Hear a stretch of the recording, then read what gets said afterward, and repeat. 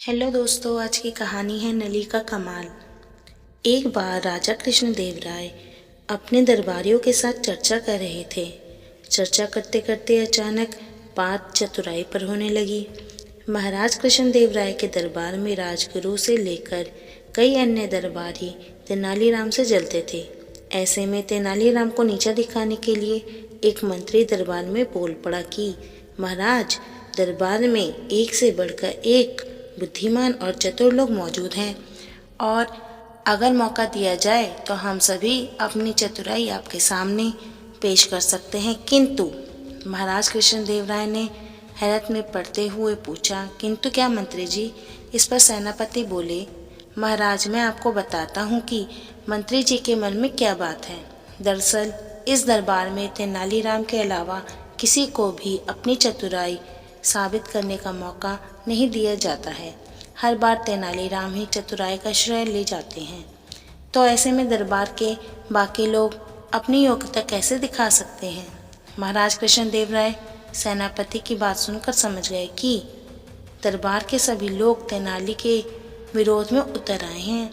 इसके बाद महाराज कुछ देर शांत रहे और मन ही मन विचार करने लगे। तभी महाराज की नज़र भगवान की मूर्ति के सामने जल रही धूपबत्ती पर पड़ी। धूपबत्ती को देखकर महाराज के मन में सभी दरबारियों की परीक्षा लेने का विचार आया। उन्होंने तुरंत कहा, आप सभी दरबारियों को अपनी चतुराई साबित करने का एक मौका ज़रूर दिया जाएगा। जब तक सभी दरबारी अपनी चतुराई साबित नहीं कर देते, तेनाली बीच में नहीं आएगा। यह सुनकर दरबार में मौजूद लोग खुश हो गए। उन्होंने कहा, ठीक है महाराज, आप बताएं कि हमें क्या करना होगा। राजा कृष्णदेव राय ने धूपबत्ती की तरफ उंगली करते हुए कहा कि मेरे लिए 2 हाथ धुआं लेकर आओ। जो भी यह काम कर पाएगा उसे तेनालीराम से अधिक बुद्धिमान समझा जाएगा। महाराज की बात सुनकर सभी दरबारी सोच में पड़ गए और आपस में चर्चा करने लगे कि यह कैसे संभव है।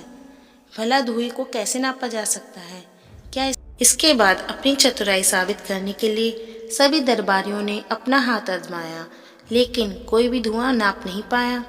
जैसे ही कोई धुएं को नापने की कोशिश करता, धुआं उनके हाथों से निकलकर उड़ जाता। जब सभी दरबारियों ने हार मान ली, तब उनमें से एक दरबारी बोला कि महाराज, हमारे हिसाब से धुएं को नापा नहीं जा सकता है। हाँ, अगर तेनाली ऐसा कर पाए तो हम उसे अपने से भी अधिक बुद्धिमान मान लेंगे, लेकिन अगर वह ऐसा नहीं कर पाए तो आपको उन्हें हमारे जैसा ही समझना होगा। राजा मुस्कुराते हुए बोले, क्यों तेनालीराम, क्या तुम तैयार हो?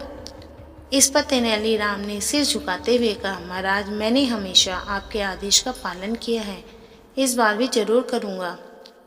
इसके बाद तेनालीराम ने एक सेवक को बुलाया और उसके कान में कुछ कहा। उसकी बात सुनकर सेवक तुरंत दरबार से बाहर चला गया। दरबार में चारों ओर चुप्पी छा गई। सभी यह देखने के लिए उतावले हुए जा रहे थे कि आखिर कैसे तेनालीराम राजा को 2 हाथ धुआं देता है। तभी सबकी नज़र सेवक पर पड़ी, जो शीशे की बनी 2 हाथ लंबी नली लेकर दरबार में वापस आया था। तेनालीराम ने उस शीशे की नली का मुंह धूपबत्ती से निकलते हुए धुएं पर लगा दिया। थोड़ी ही देर में शीशे की पूरी नली धुएं से भर गई और तेनाली ने जल्दी से नली के मुंह पर कपड़ा लगाकर उसे बंद कर दिया और उसे महाराज की तरफ करते हुए कहा, महाराज, यह लीजिए 2 हाथ धुआं। यह देख महाराज के चेहरे पर मुस्कान आ गई और उन्होंने तेनाली से नली लेकर दरबारियों की ओर देखा। सभी के सिर तेनालीराम की चतुराई देखकर शर्म से नीचे झुके हुए थे। वहाँ कुछ दरबारी तेनालीराम के पक्ष में भी थे। उन सबकी आंखों में तेनालीराम के लिए सम्मान था।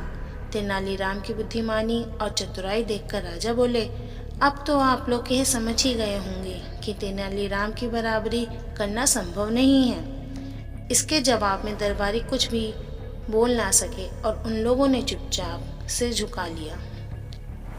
इस कहानी से सीख मिलती है कि हमें दूसरों की चतुराई की इज्जत करनी चाहिए और किसी की बुद्धिमत्ता से जलना नहीं चाहिए।